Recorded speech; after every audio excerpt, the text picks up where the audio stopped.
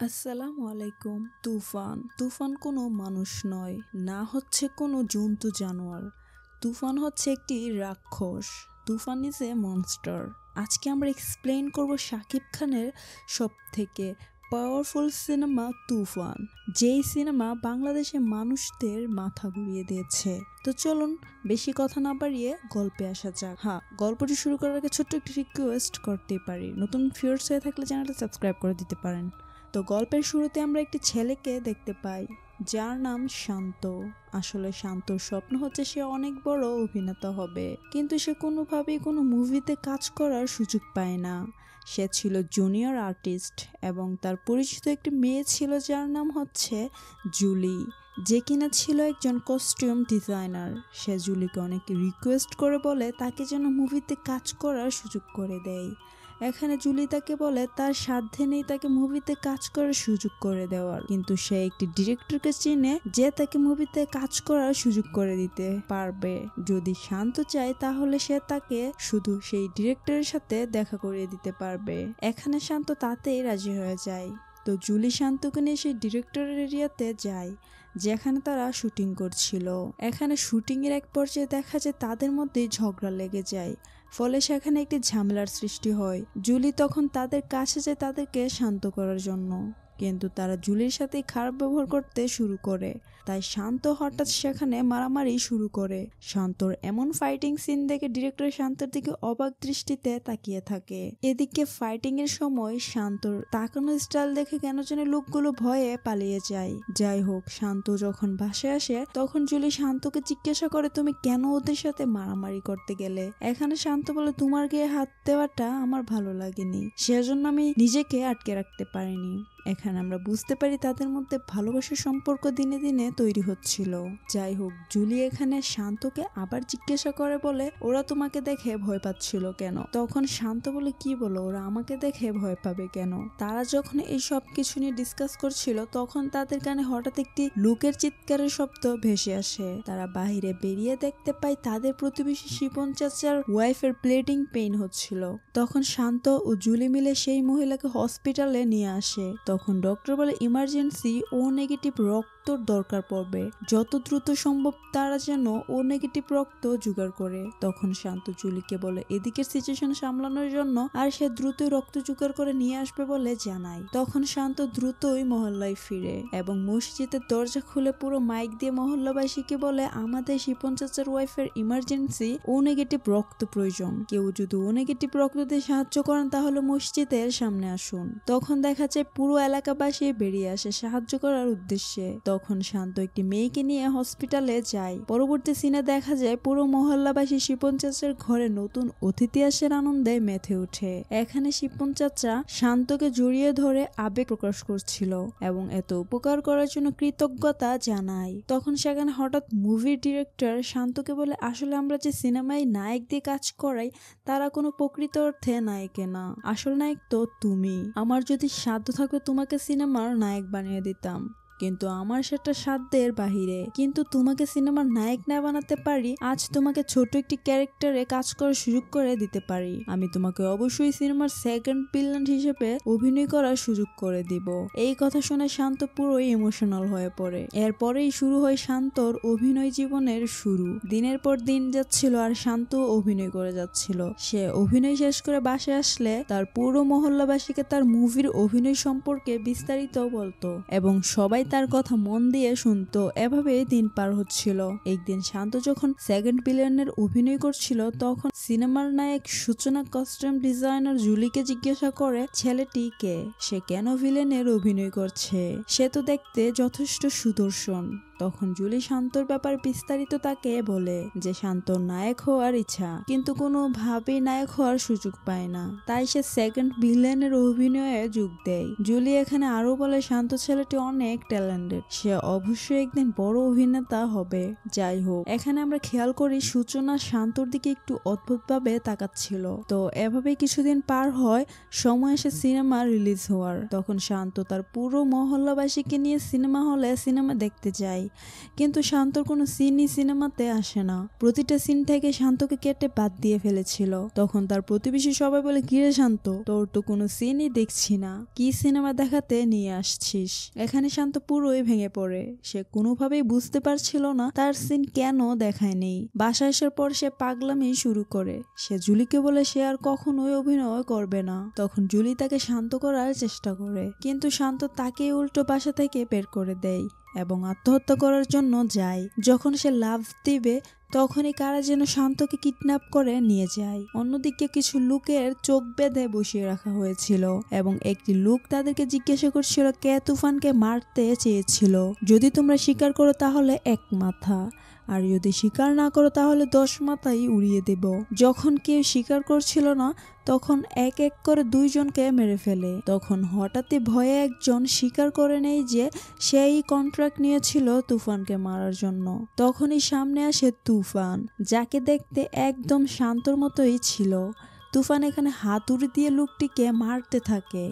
আসলে তুফান কোনো মানুষ নয় এবং জন্তুও নয়, সে হচ্ছে monster. Toofan is a monster. অন্যদিকে শান্তকে দেখানো হয়, যাকে কিনা তুফানের ডেরাতে নিয়ে আসে। যখন তার চোখের বাঁধন খুলে দেওয়া হয় তখন শান্ত নিজের মতন হুবহুব আরেকজনকে দেখতে পেয়ে একদম অবাক হয়ে যায়। তুফান তখন শান্তকে বলে, অনেকদিন ধরে শুনছিলাম আমার মতো নাকি কাউকে দেখা যাচ্ছে আশেপাশে। তখন সূচনা বলল, তোর কথা, তুই নাকি অভিনেতা, কিন্তু আমার সিনেমায় যে আমার অভিনয় করবে তাকে যদি দর্শকরা আগেই দেখে ফেলে তাহলে তো সিনেমার কোনো মজাই থাকলো না। এখানে তুফানের সাথে সূচনাও ছিল। তখন সূচনা শান্তকে বলে, সিনেমা থেকে তোমার সব সিন আমি রিমুভ করে দিতে বলেছিলাম, কারণ তুফানের জীবন নিয়ে যে সিনেমা তৈরি হতে যাচ্ছে সেখানে নায়ক তুমি তুফানের চরিত্রে অভিনয় করবে। তখন তুফান বলে, এই ঝাপসাটাকে দিয়ে আমার অভিনয় করানো সম্ভব না, কারণ তুফান সবাই হতে পারে না। ফেস মিললেই কি তুফান হওয়া যায়? তুফান হতে অ্যাটিটিউড লাগে, চোখের দৃষ্টি লাগে। এই বলে তুফান তার বাবাকে বলে, যাও দুবাই থেকে সার্জারি করে লুক নিয়ে আসো। এখানে তুফান যেই লোকটিকে বাবা বলে সম্বোধন করে সে আসলে তুফানের আসল বাবা ছিল না। সে আসলে কে ছিল সেটা আমরা নেক্সটে জানতে পারবো। তো এরপরে শান্ত নায়ক হওয়ার কথা শুনে বলে, না ভাই আমি পারবো, আমাকে প্লিজ একটা সুযোগ দিন, আমাকে কেউ সুযোগই দিচ্ছে না। তখন তুফান বলে, কতদিন লাগবে তোর তুফান হতে? তখন শান্ত বলে, মাত্র 2 মাসের সময় দিলেই হবে, আমি তুফান হয়ে দেখিয়ে দেব। তখন তুফানও এই ডিলে রাজি হয়। সে তাকে 2 মাসের সময় দেয়। তুফান যাকে বাবা বলে সম্বোধন করেছিল তার নাম ছিল আব্দুল গনি। সে শান্তকে বলে, 2 মাস তোমাকে তুফান হতে হলে তুফানের ডেরায় তোমাকে থাকতে হবে। যেহেতু সিনেমাটি তুফানের জীবন নিয়ে হবে তাহলে অবশ্যই তুফানের সম্পর্কে তোমাকে জানতে হবে। এই বলে আব্দুল গনি শান্তকে তুফানের জীবন কাহিনী বলতে শুরু করে। তো তুফান যেদিন জন্ম হয় সেদিনই তার মা তাকে জন্ম দিতে গিয়ে মারা যায়। ফলে একটি মহিলা তুফানকে রাক্ষস বলে তখন সম্বোধন করে এবং বলে, রাক্ষস জন্ম দিয়েছে, জন্মের সময় মাকেই খেয়ে ফেলছে। সিন চলে আসে আব্দুল গনির কাছে। সে বলে, গল্পটি হচ্ছে একটি প্রতিবাদী বাবার, গল্পটা হচ্ছে একটি মানুষ থেকে কিলার হয়ে ওঠার একটি সন্তানের। গল্পটা হচ্ছে এক অন্ধকার রাস্তার, যে রাস্তায় শুধু সামনের দিকে যাওয়া যায়, পিছনের দিকে ফিরা যায় না। জমি দখলের অত্যাচারে আর চড়া সুদের প্রতিবাদে শুরু হয়েছিল এক আন্দোলন। অত্যাচারী শাহনিয়াজের বিরুদ্ধে তুফানের বাবা প্রতিবাদ গড়ে তুলেছিল। ফলে একদিন শাহনিয়াজ তার দলবল নিয়ে তুফানের বাড়িতে আসে এবং তুফানের বাবাকে জিজ্ঞাসা করে তার গলার জোর কি বেশি হয়ে গিয়েছে। তখন তুফানের বাবা বলে, গলা থাকলে তো গলার জোর বেশি হবেই। তখন শাহনিয়াজ বলে, গলা থাকলে তো তোর গলার জোর বেশি হবে। এই বলে তুফানের বাবাকে সবার সামনেই জবাই করে মার্ডার করে। তখন তুফানের বয়স ছিল মাত্র 15 বছর। সে তার বাবার পাশে বসে কান্না করতে থাকে। অন্যদিকে শাহনিয়াজ যখন চলে যাচ্ছিল তখন তুফান প্রতিশোধ নিতে পাশে পড়ে থাকা দা দিয়ে পিছন থেকে দৌড়ে এসে শাহনিয়াজের গলা কূপ বসায় এবং তাকে সবার সামনেই মার্ডার করে ফেলে। এক রাক্ষস দমন করতে জন্ম হয়েছিল আরেক রাক্ষসের। আর তখন থেকে তুফান মানুষকে ঘৃণা করে। মানুষ এমনই এক বিচিত্র প্রাণী যে সে কোন পাত্রে খায় এবং কোন পাত্রে থুতু নিক্ষেপ করে সেটাই সে নিজেও জানে না। আসলে তুফানের আসল নাম ছিল গালিব বিন গনি। তো যেদিন তুফানকে পুলিশ ধরে নিয়ে যাচ্ছিল সেদিন রাতে হঠাৎ পুলিশের গাড়ি থামায় বসির ভাই নামের একজন প্রভাবশীল ব্যক্তি, যার দখলে ছিল পুলিশ থেকে শুরু করে নেতা পর্যন্ত। যখন বসির ভাই পুলিশকে জিজ্ঞাসা করে তুফানের ব্যাপারে, তখন পুলিশ বলে তুফানকে আমরা হাতে নাতে ধরেছি, কমপক্ষে 100 জন সাক্ষী রয়েছে তার বিরুদ্ধে। এখন তার বয়স মাত্র 15 বছর, কিন্তু 18 হলেই তার নির্ঘাত ফাঁসির রায় হবে। তখন বসির ভাই বলে, যে যাওয়ার সে তো চলেই গেছে, এখন ছেলেটিকে জেলে দিয়ে লাভ কি, সে হচ্ছে দেশের রত্ন। এছাড়াও বসির বলে, ভাবো মাত্র 15 বছর বয়সে সে শাহনেওয়াজের মতো লোকে সবার সামনে জবাই করে মার্ডার করেছে, তাহলে 25 বছর বয়সে সে কি না করতে পারবে। এই ছেলে কোনো সাধারণ ছেলে না, এই ছেলে সামনে ডিস্ট্রিক্ট লেভেলে খেলবে। সিন চলে আসে বর্তমানে, যেখানে তুফান বলে, বসির জানতো না আমি ডিস্ট্রিক্ট নয়, আমি ন্যাশনালে খেলবো। যাই হোক, ধীরে ধীরে তুফান বড় হতে থাকে এবং বাড়তে থাকে তার চাহিদার পরিমাণ। একদিন বসির কুস্তাকুস্তি খেলছিল, তখন সে তুফানকে ডাক দিয়ে বলে, এদিকে আয়, তোর সাথে খেলি, দেখি তুই ভাগ নাকি পুষা কুকুর। এখানে তুফান সুযোগটি কাজে লাগায়, সে বসিরকে ধরে তার ঘাড়টাই ভেঙে ফেলে। সে তো জানতো না তুফান কোনো ভাগ নয়, তুফান হচ্ছে রাক্ষস। আর এভাবেই তুফান বসিরের রাজত্বেই রাজ করতে থাকে এবং তার রাজত্ব আরো বৃদ্ধি করার জন্য বসির ভাইয়ের বিপক্ষ দলের সাথে হাত মেলাতে যায় এবং তাদেরকে মিষ্টি খাওয়ায়। আর এই মিষ্টিতেই বিষ মিশিয়ে সেখানে থাকা শহরের সব থেকে বড় মাফিয়াকেও মেরে ফেলে এবং সব মাফিয়াকে মেরে সে হয়ে যায় পুরো শহরের ডন। দেন সে নেক্সটে প্ল্যান করে কিভাবে সে পুরো দেশে রাজত্ব করবে। তার শুধু ঢাকা না, তার পুরো দেশটাই চাই। পুরো দেশ রাজ করতে হলে তো অবশ্যই রাজনীতিবিদদের সাথে হাত মেলাতে হবে। তখন সে দেশের রাজনীতিবিদদের মিটিংয়ে যায়, যেখানে আলোচনা করছিল কিভাবে তারা নির্বাচনে পাশ করবে। তখন তুফান সেখানে বলে, আমার কথা মতো চললে কনফার্ম পাস।